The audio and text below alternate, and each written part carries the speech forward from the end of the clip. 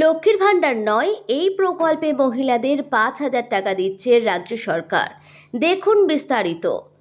রাজ্য সরকার মহিলাদের আর্থিক স্বনির্ভরতা নিশ্চিত করতে আবারও এক গুরুত্বপূর্ণ প্রকল্প নিয়ে এসেছে। এই প্রকল্পের নাম হলো জাগো প্রকল্প, যার আওতায় নির্বাচিত মহিলারা বছরে এককালীন 5,000 টাকা আর্থিক অনুদান পেতে পারেন। এই প্রকল্পের সুবিধা পেতে অবশ্যই মহিলাদের কিছু শর্ত পূরণ করতে হবে। রাজ্য সরকারের এই প্রকল্প কেবল একটি আর্থিক প্রকল্প নয়, বরং মহিলা স্বনির্ভরতার পথে একটি সুদূরপ্রসারী পদক্ষেপও বটে। সরকারের তরফে আশা করা হচ্ছে যে এই অনুদান মহিলাদের ক্ষুদ্র উদ্যোগ গঠনে এবং অর্থনৈতিক বিকাশে উল্লেখযোগ্য ভূমিকা পালন করবে। এই প্রকল্পের প্রধান লক্ষ্য হল রাজ্যের মহিলাদের এমনভাবে অর্থনৈতিক সহায়তা প্রদান করা যাতে তারা নিজেরাই ক্ষুদ্র ব্যবসা বা স্বনির্ভর কর্মসংস্থান গড়ে তুলতে সচেষ্ট হয়। বিশেষ করে গ্রামীণ এলাকায় বহু মহিলা আছেন যারা নিজেদের দক্ষতা অনুযায়ী কাজ করতে চায়, কিন্তু মূলধনের অভাবে উদ্দেশ্য বাধাগ্রস্ত হয়। এই প্রকল্প তাদের সেই সুযোগ করে দিতে পারে। তার পাশাপাশি রাজ্য সরকারের পক্ষ থেকে এও জানানো হয়েছে, জাগো প্রকল্পের মাধ্যমে রাজ্যের স্বনির্ভর গোষ্ঠীগুলিকে আরও সক্রিয় করে তুলবে। অর্থাৎ এটি শুধু ব্যক্তি নয়, একটি গোটা গোষ্ঠীর অর্থনৈতিক স্থায়িত্ব এবং সক্ষমতার উপর ভিত্তি করে তৈরি করা হয়েছে। এই প্রকল্প শুধুমাত্র পশ্চিমবঙ্গের সদস্যদের জন্য আনা হয়েছে, অর্থাৎ যারা কোনো স্বনির্ভর গোষ্ঠীর সঙ্গে যুক্ত আছেন এবং গোষ্ঠীটি নির্দিষ্ট সময় ধরে সক্রিয় আছে, তাদের জন্য এই সুবিধা প্রদান করা হবে।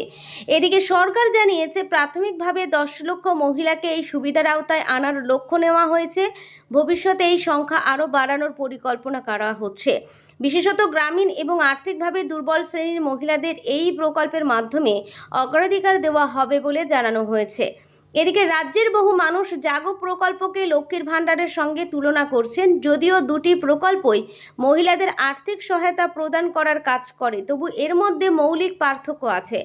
সাধারণত লক্ষ্মীর ভাণ্ডারে প্রতি মাসে নির্দিষ্ট অর্থ প্রদান করা হয়, 1000 বা 1200 টাকা, যা মূলত গৃহস্থলী খরচের জন্য দেওয়া হয়। অন্যদিকে জাগো প্রকল্প বছরে একবার এককালীন 5,000 টাকা প্রদান করা হয়, যা স্বনির্ভর গোষ্ঠী উন্নয়নের লক্ষ্যে দেওয়া হয়। অর্থাৎ লক্ষ্মীর ভাণ্ডার যেখানে ব্যক্তি কেন্দ্রিক সহায়তা, সেখানে জাগো প্রকল্প গোষ্ঠীভিত্তিক এবং উদ্যোগ কেন্দ্রিক সহায়তার মধ্যে গড়ে।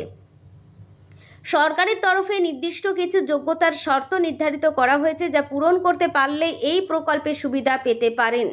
যোগ্যতাগুলি হলো, অবশ্যই আবেদনকারীকে পশ্চিমবঙ্গের স্থায়ী বাসিন্দা হতে হবে, তাকে কোনো স্বনির্ভর গোষ্ঠীর সক্রিয় সদস্য থাকতে হবে, গোষ্ঠীর বয়স কমপক্ষে 1 বছর থাকতে হবে, অবশ্যই গোষ্ঠীর ব্যাংক অ্যাকাউন্ট চালু থাকা চাই এবং তা কমপক্ষে 6 মাস পুরনো হতে পারে। সেই অ্যাকাউন্টে কমপক্ষে 5,000 টাকা ব্যালেন্স থাকা চাই। সংশ্লিষ্ট গোষ্ঠীকে পূর্বে কোনো সরকারি ঋণ বা ক্যাশ ক্রেডিট সুবিধা গ্রহণ করা দরকার। এই সমস্ত শর্ত পূরণ করলে সরকার স্বয়ংক্রিয়ভাবে গোষ্ঠীর অ্যাকাউন্টে টাকা পাঠিয়ে দেবে। আলাদা করে অনলাইনে বা অফলাইনে আবেদন করার দরকার নেই। এই প্রকল্পের একটি বিশেষ সুবিধা হলো, এতে কোনো রকম সরকারি আবেদন করা যাবে না। একবার যদি উপরে সব শর্ত পূরণ করে থাকেন, তাহলে সরকারের তরফে স্বয়ংক্রিয়ভাবে সেই গোষ্ঠীর ব্যাংক অ্যাকাউন্টে 5,000 টাকা স্থানান্তর করবে।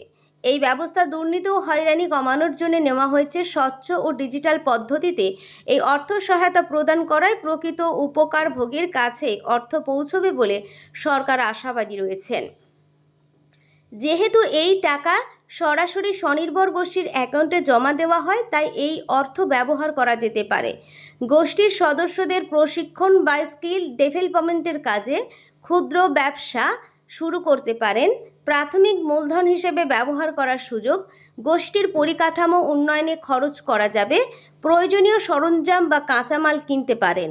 তাই বলা যায়, সঠিক পরিকল্পনা এবং বাস্তবায়নের মাধ্যমে এই অনুদান স্বনির্ভর গোষ্ঠীর সদস্যদের জীবনের উল্লেখযোগ্য পরিবর্তন করতে পারে।